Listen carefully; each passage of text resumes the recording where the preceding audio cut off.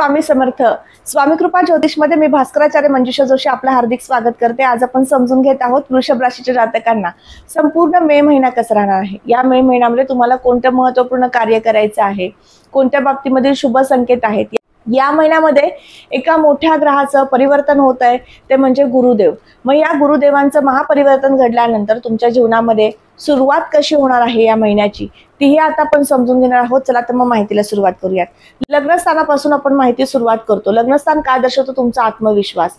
आत्मविश्वासाच्या दृष्टीने हा संपूर्ण महिना उत्तम आहे। या ठिकाणी गुरुदेव राहुयुक्त, या ठिकाणी गुरुदेव हर्षलयुक्त आहेत, त्यामुळे नक्कीच तुम्हाला उत्साह संपादन करून देतील, उत्साह प्राप्त करून देतील, कुठल्याही कामातलं यश संपादन करून देतील। आत्मविश्वासाने ते काम पूर्ण करण्याकडे तुमचा कल या संपूर्ण महिन्याभर राहू शकतो। याचं एक विशिष्ट कारण म्हणजे तुमचे लग्नस्वामी जे मीन राशीतनं उच्च राशीतनं गोचर करत आहे, तेही तुमच्यासाठी शुभ परिणामकारक फळ प्राप्त करून देतील। राशी कुंडलीतील धनस्थानाकडे जाऊयात। धनस्थान काय दर्शवतं? वाणी, कुटुंब, नेत्र, पैसा या सगळ्या गोष्टी आपण धनस्थानावरनं पाहतो। या ठिकाणी असणारी मिथुन रास, बुधदेवांचं गोचर मेषेतनं होत आहे। बुधदेव 23 मे नंतर वृषभेतनं गोचर करण्यास सुरुवात करतील, म्हणजेच अर्थात तुमच्या लग्नस्थानात येतील।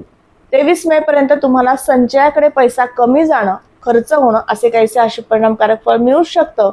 पण बुधदेव ज्यावेळेस तुम्हाला 23 मे नंतर लग्नस्थानात येतील, त्यावेळेस जास्त गुंतवणूक कुठे करावी याचा बारकाईने विचार करून मगच तुम्ही गुंतवणूक करू शकाल।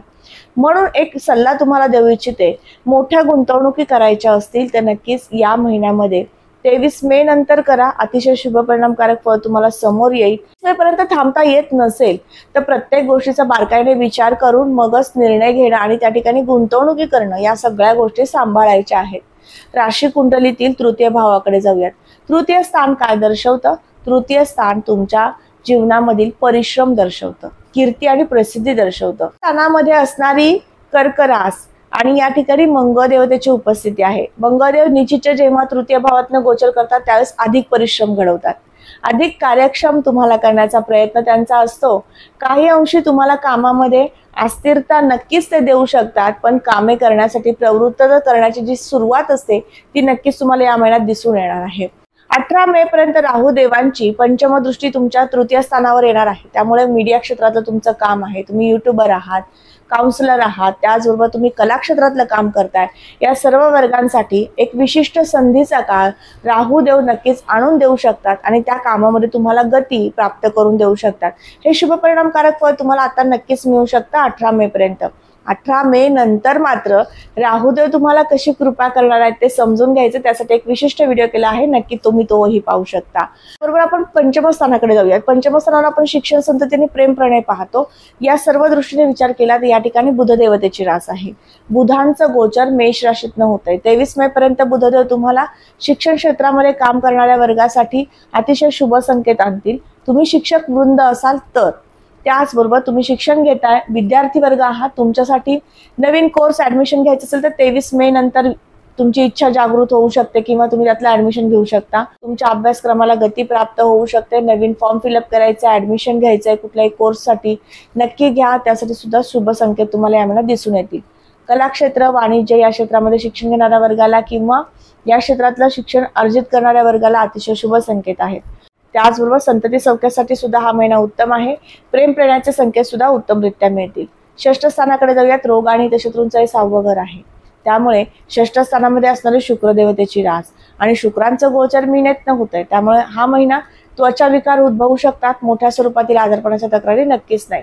याबरोबरच तुम्हाला या महिन्यामध्ये तोंड येणं किंवा डोळ्यांना जळजळ होणं, आग होणं असे काहीसे परिणाम या महिन्यात दिसून येऊ शकतात।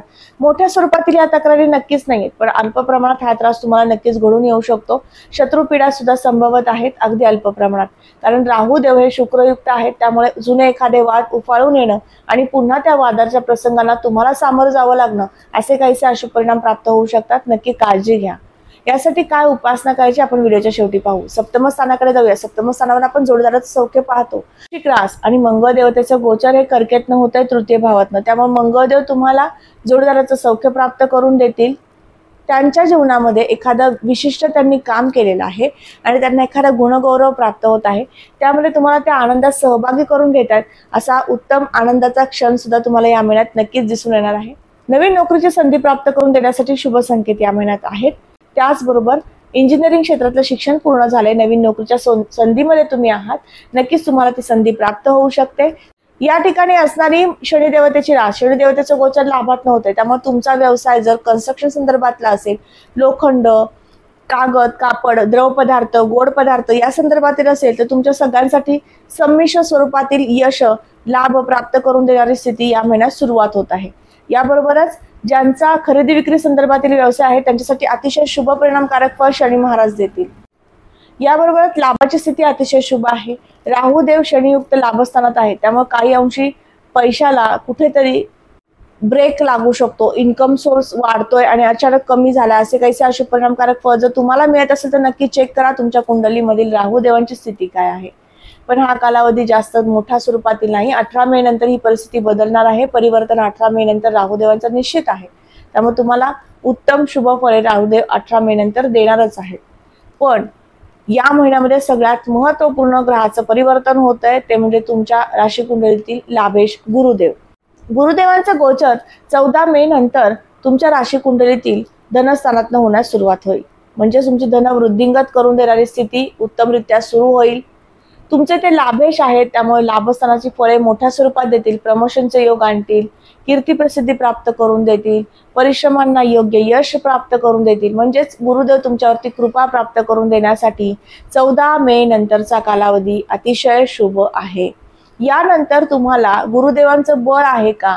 गुरुदेव सध्या स्थितीमध्ये तुमच्या लग्नस्थानातनं गोचर करतायत, म्हणजे तुमच्या राशीच्या प्रथम स्थानातनं गोचर करतायत, तर प्रथम स्थानाचं फळ देत आहेत, म्हणजे तुम्हाला पहिला गुरु आहे, पण नंतर येणारा दुसरा जो गुरु आहे, 14 मे नंतर येणारा दुसरा जो गुरु आहे तो तुमच्यासाठी अतिशय विशिष्ट संधी निर्माण करून देणारा आहे, आर्थिक आवक वाढवणारा आहे, यश संपादन करून देणारा आहे, लाभस्थिती वाढवणारा आहे। अशा स्वरूपात उत्तम स्थितीमधला गुरुदेवांची कृपा तुम्हाला 14 मे नंतर प्राप्त होणार आहे।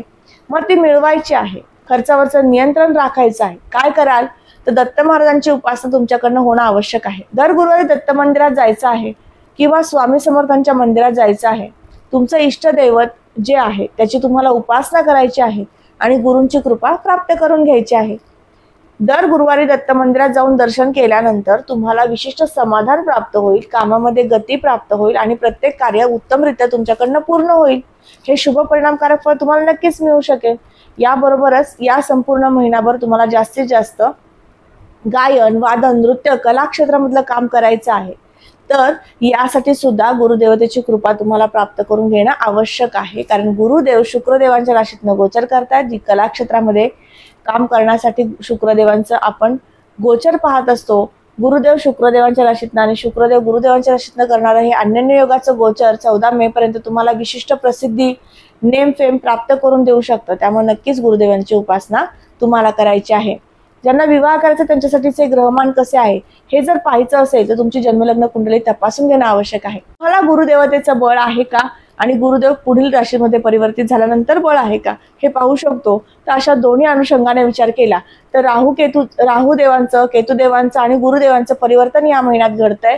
या महिन्यात नक्कीच तुम्हाला विवाहाच्या कार्याला शुभ संकेत प्राप्त होण्यास सुरुवात होणार आहे, पहिला पंधरवडा संपुष्टात आल्यानंतर।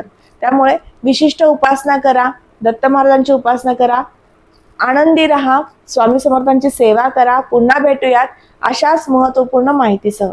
तुमच्या दैनंदिन जीवनशैली व्यतीत करताना काही अडचणी येतात, समस्या ज्यातून तुम्हाला जावं लागतंय, मार्गदर्शनाची आवश्यकता वाटते, नक्की मला संपर्क करू शकता। माझा संपर्क क्रमांक दिलेला आहे। पुन्हा भेटूयात, तोपर्यंत आपल्या चॅनलला लाईक आणि शेअर करायला विसरू नका, सबस्क्राईब करायला विसरू नका। श्री स्वामी समर्थ, जय जय स्वामी समर्थ, रामकृष्ण हरी।